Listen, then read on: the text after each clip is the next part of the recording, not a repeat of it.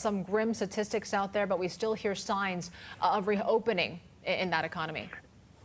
It's an awful number of infections. It means the U.S. now has roughly a third of the world's official tally of 3.1 million cases and just under a quarter of the 216,000 people killed by the pathogen. The situation is appearing to improve in many parts. New York hospital admissions are falling, and Governor Andrew Cuomo has been laying out a blueprint on opening up rural parts of his state. Cuomo, though, saying it would be a miracle if New York City itself and areas next door reopen in 2 weeks' time. Now, that's something underlined by neighboring New Jersey. Deaths there from COVID-19 overtaking those in New York for the first time.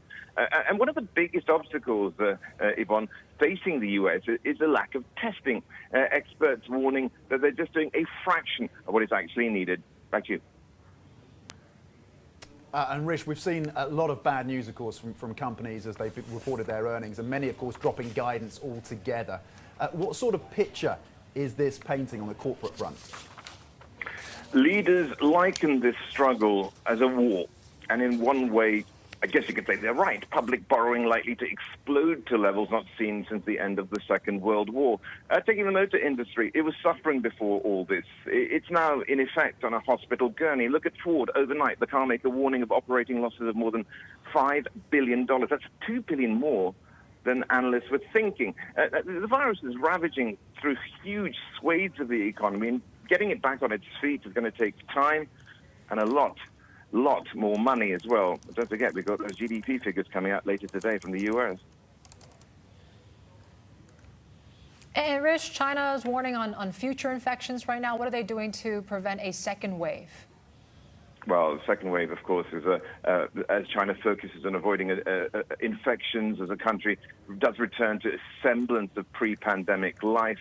Chinese scientists joining others in warning that the coronavirus won't go away on its own. They say the pathogen will likely return in waves a bit like flu here.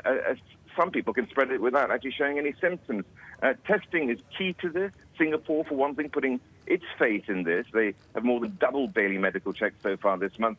The city-state has had less than 1,000 cases at the start of April. It now has nearly 14,500.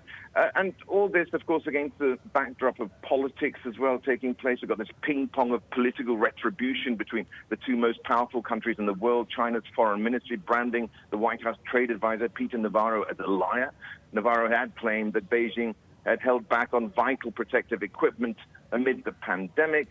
And we got Republican Senator Mitt Romney pressing the White House to undertake a very aggressive effort to combat what he says is Chinese propaganda intended to portray the United States as being incompetent.